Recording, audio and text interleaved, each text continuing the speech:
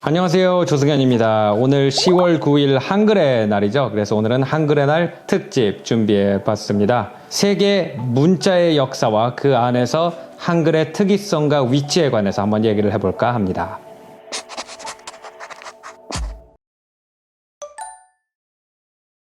한글은 두 가지 의미에서 세상에서 좀 유래를 찾아보기 힘든 글자입니다. 첫 번째는 발명된 글자라는 거죠. 다른 나라의 글자들을 보면은 거의 대부분 그림에서 시작해서 그 그림이 글자로 진화해가는 과정을 찾을 수가 있습니다. 하지만 한글은 상당히 최근에 15세기에 갑자기 만들어진 글자라는 점에서 세상에서 유래를 찾아보기 굉장히 힘든 그런 글자예요. 한글의 두 번째 특이성은 뭐냐 하면은 한글은 우리나라 말을 적는 데만 사용된다라는 겁니다. 이 유럽에 가면은 포르투갈부터 폴란드까지 쫙 차를 타고 가잖아요. 그러면은 언어는 5번, 6번이 바뀌지만 알파벳은 바뀌지 않아요. 계속 라틴 알파벳을 쓰게 되는데 우리나라의 글자는 한국말을 적는 데만 사용이 되죠. 그래서 이제 그 서양 사람들은 이 라틴 알파벳이라는 알파벳을 뭐 스페인어에도 쓰고 포르투갈어에도 쓰고 프랑스어에도 쓰고 독일어에도 쓰기 때문에 글자와 말은 분명히 다른 것이다라는 관념이 있습니다. 하지만 거기에 비해서 동아시아 3국 같은 경우에는 자기 나라에서만 쓰는 글자를 가지고 있기 때문에 글자와 말을 혼돈하는 경우가 굉장히 많죠. 그래서 한글의 날이 되면은 한글이라는 글자에 대한 얘기보다 어쩔 때는 한국말에 대한 이야기가 더 많이 나옵니다. 그래서 뭐 표준어에 대한 얘기라든지 신조를 너무 많이 만들어가지고 한국말이 훼손된다 이런 얘기들이 많이 나와요. 근데 오늘은 말과 글자를 정확하게 분리해서 우리나라 말이 아닌 글자에 대한 이야기만 한번 해보려고 합니다. 한글이 왜 특이한 글자인지를 알기 위해서는 다른 나라의 글자에 대해서도 좀 알 필요가 있겠죠. 말은 그 종류가 엄청나게 많습니다. 에스노로그라는 권위 있는 언어 관련 웹사이트에 들어가면은 사람들은 7,000개가 넘는 언어로 소통을 한다라고 나와 있어요. 그런데 세계 사람들이 쓰는 글자는 생각보다 몇 개 안 됩니다.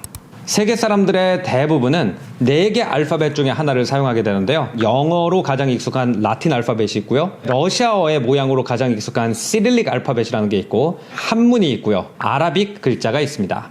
이렇게 세계 사람들이 가장 많이 쓰는 글자 중에서 3가지 글자, 이 러시아에서 쓰는 시릴릭 알파벳, 서유럽에서 쓰는 라틴 알파벳, 아라빅 글자는 그 뿌리가 같기 때문에 어떻게 보면은 세계 글자 역사에서 가장 중요한 이야기라고 할 수 있겠죠. 그래서 거기서부터 한번 시작을 해볼게요. 사람들이 이제 말로 소통을 하다가 어느 순간에 그 말을 저장할 수 있을까라는 고민을 옛날부터 해왔을 겁니다. 우리도 알다시피 자기가 말을 해놓고도 자기가 무슨 말을 했는지 기억을 못하는 경우도 굉장히 많고 들은 말을 갖다가 전달할 때 그 내용이 변질되는 경우도 굉장히 많아요. 이것은 인간의 기억 자체가 불완전하기 때문이죠. 그렇기 때문에 한번 했던 말을 정확하게 보존해서 아무리 시간이 지나더라도 마치 음식을 냉동해 놓은 것처럼 그대로 보관할 수 있을까라는 고민에서 아마 글자의 발명이 시작됐을 거예요. 이제 그 말을 얼린다, 말을 저장한다. 그러면 이제 우리가 글자라는 기호를 만들게 되는데 글자를 만드는 가장 쉬운 방법은 말의 소리를 그대로 적는 걸 겁니다. 아마 우리는 어려서부터 이 영어의 라틴 알파벳과 한글 이 두 개의 소리 부호를 이렇게 들으면서 자랐기 때문에 이것이 가장 자연스럽다라고 생각을 할 수 있지만 글자가 없던 시대 사람들은 이런 식으로 사람의 말을 보존하는 것이 굉장히 비효율적이라고 생각했을 수도 있습니다. 왜냐하면은 사람마다 똑같은 단어를 발음하는 방식이 굉장히 다르고 특히 사투리 같은 경우에는 아예 다른 경우도 굉장히 많기 때문이죠. 근데 이제 우리가 우리 스스로의 언어 생활을 보면은 소머리 국밥이라는 단어에 들어가는 소자하고 소화 할 때 들어가는 소자랑 소형 할 때 들어가는 소자가 소리는 똑같지만 살짝 다른 의미를 가지고 있다는 걸 알고 있죠. 이런 거를 대체로 언어학자들이 음소는 똑같은데 형태소는 다르다라고 얘기를 해요. 그럼 사람마다 발음이 살짝 다르다면은 음소를 그대로 적으면 헷갈릴 수가 있지만 형태소를 적으면 덜 헷갈릴 것이다 라는 생각이 있을 수 있겠죠. 그래서 동아시아의 한문처럼 거의 대부분의 고대 언어는 형태소를 적는 방법으로 먼저 발명이 됩니다. 그래서 이 형태소를 쓰는 글자를 갖다가 morphemic writing이라고 그러고 우리나라 말처럼 또는 영어의 알파벳처럼 소리만 적는 글자를 phonetic writing이라고 해서 글자를 만드는 두 가지 완전히 다른 방식으로 구분을 하게 됩니다. morphemic writing 같은 경우에는 한 소리와 한 의미가 쌍을 이루어가지고 하나의 글자가 이루어지게 되죠. 그래서 한문을 우리가 배울 때 뭐 소우 이렇게 배우는 이유가 소라는 의미를 가지고 있고 우라고 발음된다 라는 거겠죠. 마찬가지로 이제 고대 이집트의 글자를 보면은 소 머리처럼 생긴 글자가 있거든요. 그것을 알프라고 발음을 했다고 합니다. 그러니까 이걸 한문식으로 말하자면은 소알프자다 이렇게 표현을 할 수가 있을 거예요. 중국은 주로 이제 점을 칠 때 이용했던 거북이 껍질에서 아마 이 글자를 종교적인 이유로 사용했을 것이다 라고 사람들이 추정을 하고 있는데, 고대 이집트도 마찬가지입니다. 주로 이제 피라미드라든지 아니면은 파라오들의 무덤에서 이제 발견이 되곤 하죠. 하지만 이 글자가 조금 더 많은 사람에게 쓰이기 시작했던 것은 세금을 측정하고 세금을 거두는데 글자가 사용됐기 때문이다라고 사람들이 얘기를 해요. 옛날에는 현찰 경제가 많이 발달을 안 했었기 때문에 아마 농사를 짓는 사람들이 자기 땅에서 나는 물건으로 곡물을 바치는 형태로 세금을 냈을 겁니다. 그리고 고대 이집트는 이제 항아리가 발달해서 항아리 몇 개 이런 식으로 이제 세금을 책정했던 걸로 보이는데, 그럼 그 항아리 안에 있는 내용물을 확인한 다음에 국가의 어떤 저장고에 싸놓기 전에 뭐가 들어있는지 항아리를 꼭 열어봐도 되지 않도록 위에다 뭔가 도장을 찍거나 표시를 했을 거라는 거죠. 소고기가 들어왔다라고 하면 이 항아리 안에 소고기가 들어왔다는 걸 표시하기 위해서 소 머리를 그리고 항아리 숫자를 옆에 표기한다든지, 아니면은 그 항아리 위에다가 소 머리 모양의 인을 박는다든지, 이런 식으로 해서 항아리 안에 소가 들어있다는 걸 쉽게 알 수 있도록 했을 겁니다. 이렇게 똑같은 그림을 갖다가 여기저기에다가 이제 표시로 쓰기 시작하다 보면은 소 머리를 정확하게 그리던 것이 줄 몇 개로 줄어들게 되겠죠. 그래서 이제 기원전 2500년대에 소를 뜻하는 글자를 보면은 정말 소 머리를 정교하게 그리다가 기원전 한 1600년대, 1700년대가 되면은 줄 2개를 긋고 가운데다가 수평으로 줄을 하나 그어가지고 뿔이 나온 삼각형으로 단순화되게 돼요. 이 그림이 단순화되다 보면은 나중의 세대들은 그게 원래 뭘 그렸던 건지를 또 잊어버리게 됩니다. 예를 들어서 지금 마이크로소프트 워드를 쓰는 20대 젊은이들 같은 경우에는 그 세이브 버튼 있잖아요. 저장하기 버튼이 원래 플로피 디스크의 모양인데 플로피 디스크를 안 써봤기 때문에 그건 그냥 저장하기라는 뜻으로 알고 있지 뭘 그렸는지를 모른다고 합니다. 이렇게 원래 그림이 아니라 사람들이 공통적으로 알고 있어야만 의미가 있는 부호가 되면은 그것을 로고그램이 됐다라고 흔히 얘기를 하게 되는데, 이것이 이제 그림이 글자로 가는 중간 단계인 거죠. 이런 이제 로고그램의 숫자가 많아지다 보면은 우리가 하는 모든 말을 갖다가 부호를 나열해가지고 적을 수 있게 되고, 로고그램에서 하이로글리프, 상형 문자로 넘어갔다라고 얘기를 하죠. 그래서 우리가 이제 중국의 갑골 문자라든지 아니면은 고대 그리스의 초기 문자를 갖다가 상형 문자라고 부르게 됩니다. 그래서 이제 이 고대 이집트의 글자가 주변에 있는 여러 나라로 퍼져서 고대 이집트의 글자를 자기네 나라 말에 조금씩 변형해가지고 사용하고 있었습니다.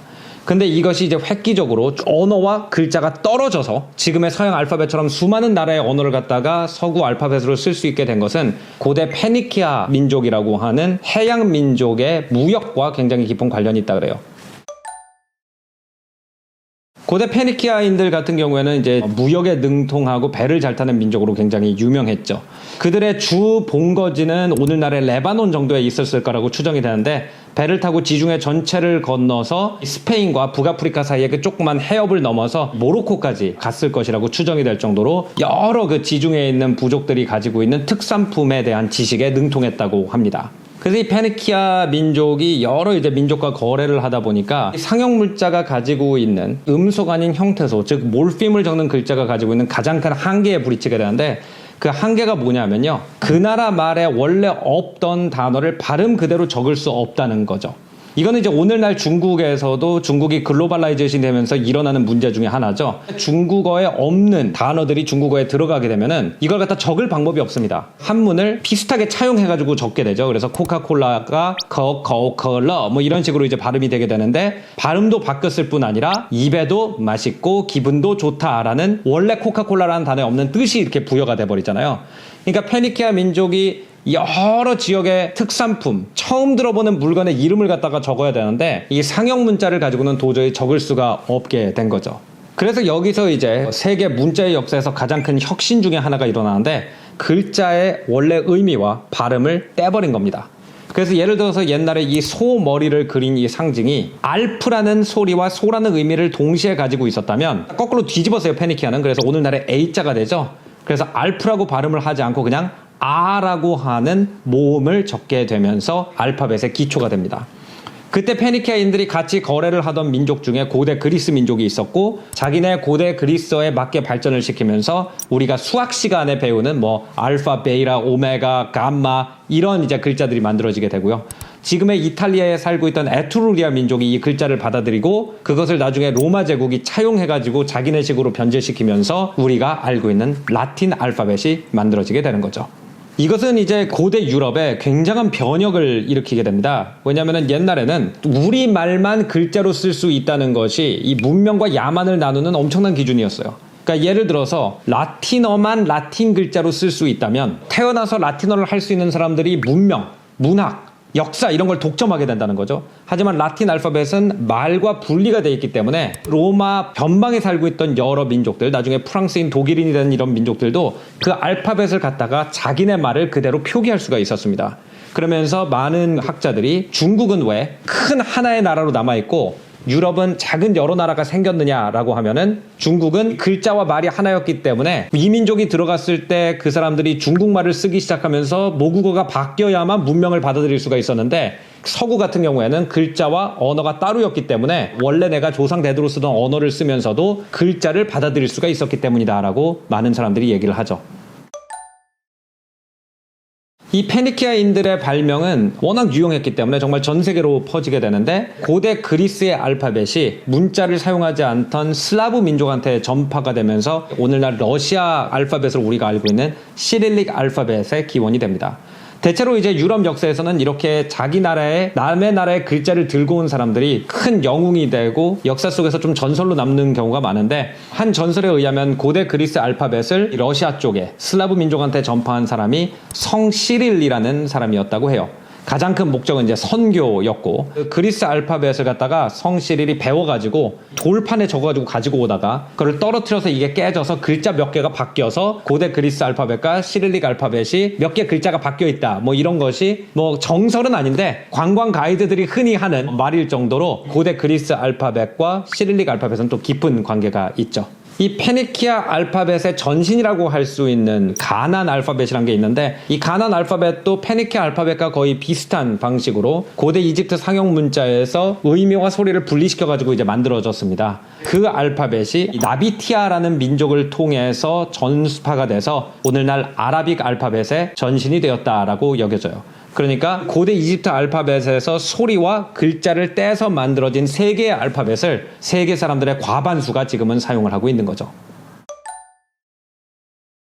근데 이제 어떤 나라가 어느 문화권에 속했다라는 걸 보여주는 방식 중에 하나가 바로 글자를 이용하는 겁니다. 예를 들어서 터키라는 나라가 옛날에 오스만 투르크 제국이었을 때, 즉 이슬람 문명의 중심이었을 때 터키 사람들이 쓰는 그 투르크 언어군과 아랍어는 이 말은 완전히 다릅니다. 이슬람권에 속해 있다는 걸 보여주기 위해서 터키어를 원래 아랍 알파벳으로 썼었죠. 그런데 터키가 근대화를 선언하게 되면서 중동보다는 우리는 유럽에 가깝다라는 걸 보여주기 위해서 1920년대에 터키를 아랍 알파벳으로 더 이상 표기하지 않고 라틴 알파벳으로 표기를 하기 시작했습니다. 인도네시아는 뭐 세상에서 가장 많은 언어가 있는 나라 중에 하나로 유명한데요. 수백 개의 언어가 있는 나라인데 그중에 이제 가장 중요한 국제 언어는 자바어라고 하는 언어였다고 합니다.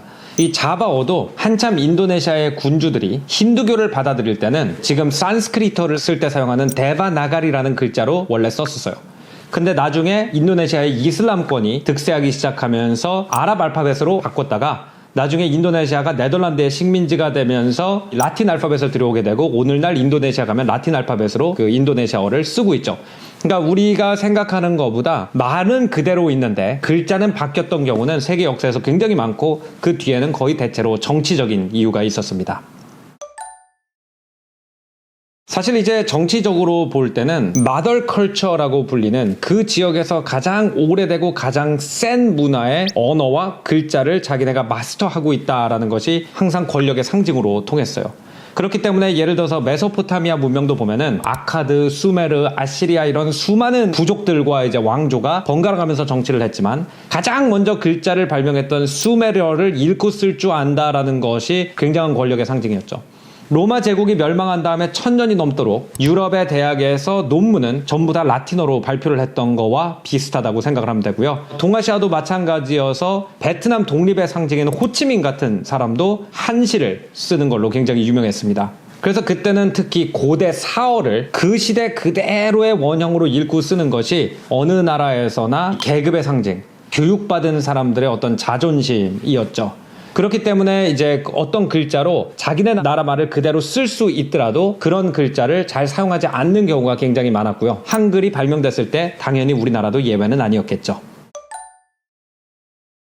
하지만 이제 글로벌 시대가 되면서 표음 문자, 소리를 그대로 적을 수 있는 문자의 유리함이 확 떠오르기 시작합니다. 원래 표음 문자라는 게 페니키아 사람들이 무역을 하기 위해서 만든 것이기 때문에 외국의 글자를 소리 그대로 적는데 굉장히 유리하다고 제가 말씀을 드렸죠. 그래서 우리나라가 저는 동아시아 국가 중에서 가장 외국 문화를 손쉽게 받아들이고 가장 우리 방식으로 소화를 잘 하는 나라인 이유가 우리 한글이 외국 단어를 갖다가 그대로 우리식으로 쓸 수 있기 때문이라고 생각을 해요. 그래서 예를 들어서 힙합이라고 하면은 한문으로 그걸 쓰려고 그러면은 어떤 중국의 한문을 가지고 그거를 소리와 뜻을 맞춰서 표현해야 될지 아니면 번역을 할지 고민을 해야 되지만 우리는 그대로 한글로 힙합 이렇게 써버릴 수가 있는 거죠. 그렇기 때문에 우리가 평상시에 쓰는 말들 같은 경우에는 한국이 근대화 과정에서 겪은 수많은 외세의 침략과 그거를 통해서 들어온 여러 가지 문화 그리고 우리가 유학 가서 배워온 것이 다 들어가 있어요.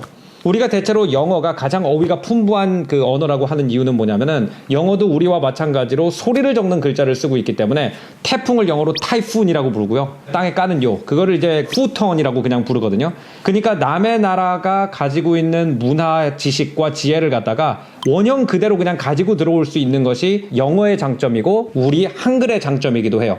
그래서 우리나라가 이렇게 케이팝을 발전시키고 여러 가지 퓨전을 잘하는 이유에는 한글이 외국어를 있는 그대로 표현할 수 있는 장점이 큰 작용을 했다라고 생각합니다.